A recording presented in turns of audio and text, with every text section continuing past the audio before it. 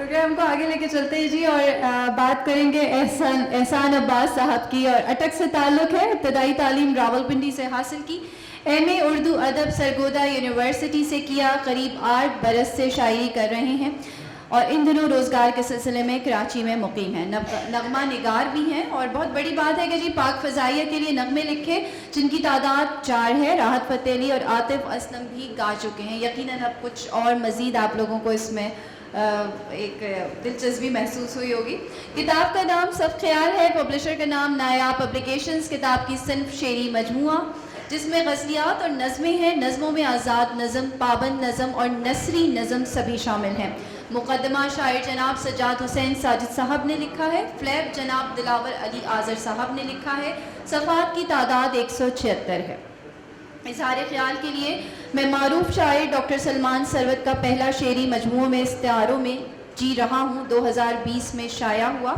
Doctor Salman سروت Urdu نظم کا معتبر حوالہ ہیں، ڈاکٹر سلمان شاعری کے نظم کا معتبر حوالہ ہیں، ڈاکٹر سلمان شاعری کے ساتھ ساتھ افسانہ نگاری اور تنقید کے میدان میں بھی طبع آزمائی کرتے ہیں۔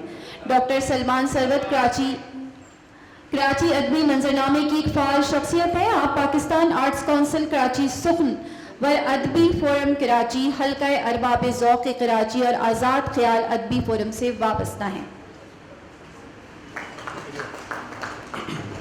بہت شکریہ اتنا مفصل تعارف کرانے کے لیے، اور تمام احباب کو آداب۔ یہ پروگرام ابھی جس طرح سے چلا ہے تو مجھے یوں محسوس ہوا کہ ہم کسی فلم کو ریوائنڈ کر کے دیکھ رہے ہوں، ریورس آرڈر میں۔ میں نے اجلت میں جو گوایا تھا اب اسے ڈھونڈتا ہوں فرصت سے، دیکھتا ہے سوئے زمین خاموش، صاحب آسماں پہ حیرت ہے۔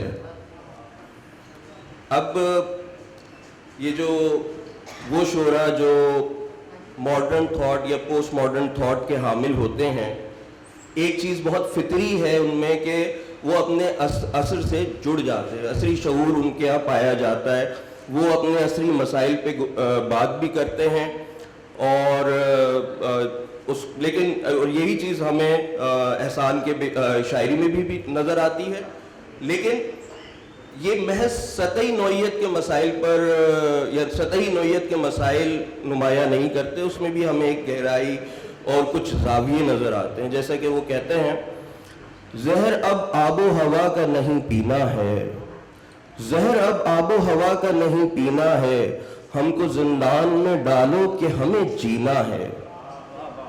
مجھ کو مصروف بھی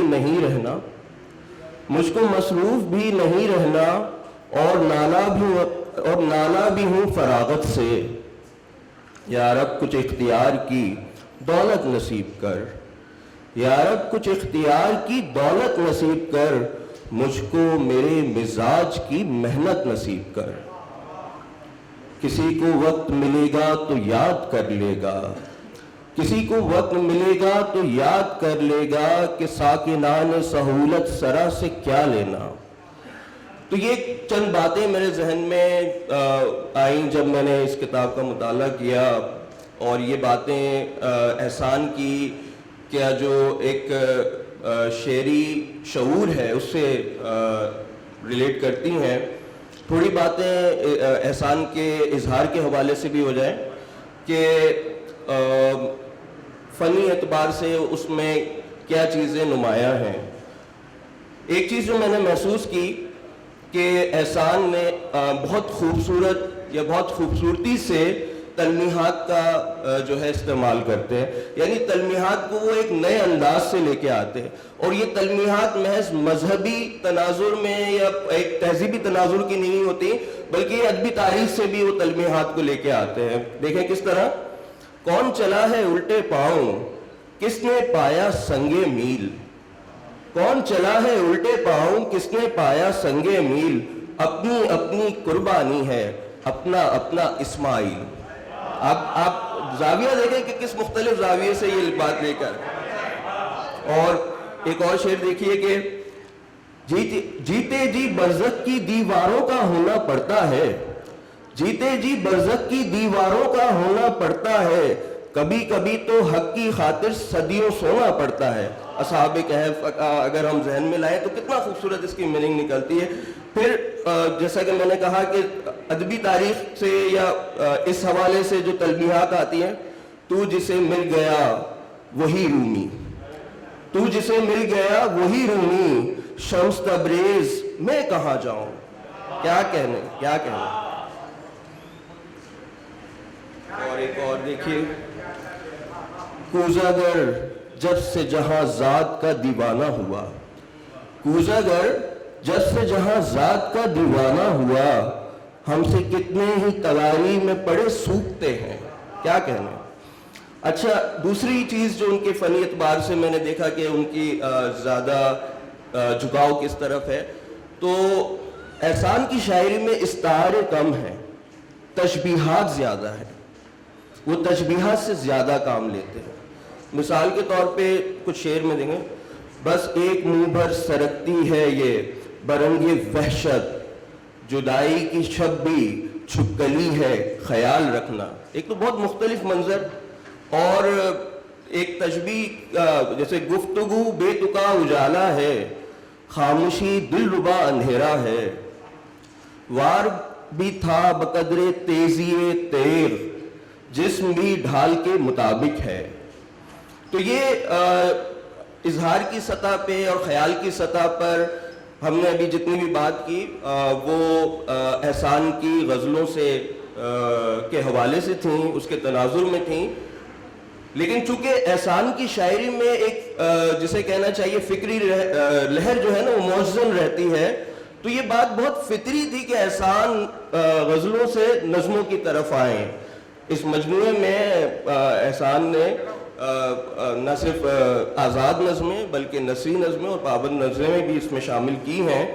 मैं दो नज़मों से चंद सतरें आपको सुनाऊंगा और इस आपको ये बखूबी आपको ये अंदाज़ा होगा कि इनका जो तख्लीकी वफूर है वो नज़मों में गज़लों के मुकाबले में मुझे ज़्यादा महसूस हुआ। अब आप कुछ सतरें मुलाहिज़ा कीजिए। एक नज़्म है परेशानी, ये नसरी नज़्म है। फसलें वक्त से पहले पकाने की हविस ने, फसलें वक्त से पहले पकाने की हविस ने ज़मीन के सीने में आग भर दी है। पैसा ज़मीन को माँ की मसनत से उतार कर रखेल के पलंग पर फेंकना चाहता है। एक और नज़्म है आखिरी खुतबा। मेरे पैरों तले का फर्श दिन ब दिन ज़मीन में धंसता जा रहा है और मेरे सर पे मौजूद छत ऊंची से ऊंची होती जा रही है। एक बोसीदा रोज़न जिससे झांकती रोशनी भी अब मौहूम होती जाती है। मेरी जिंदगी अब 3 दबीज़ अंधेरों में बसर होती है, भूख, जिन्स और नींद। क्या कहें। तो ये एक मुख्तसर सा तारुफ था, मेरा तासुर था जब मैंने एहसान की किताब पढ़ी और मुझे बड़ी खुशी हुई कि एक फ़िक्री सतह जो इसमें मुझे नज़र आई और एक मेरा दिल चाहता है और कि हमारे जो शोरा हैं उस फ़िक्री नहज पे आके शायरी करें और अपने सीनियर्स को ये कहलवाने पे मजबूर करें कि हम लोग भी महज तफन्नुन तबा के लिए नहीं बल्कि अपने एक पूरे नज़रिए के साथ शायरी करते हैं। बहुत शुक्रिया।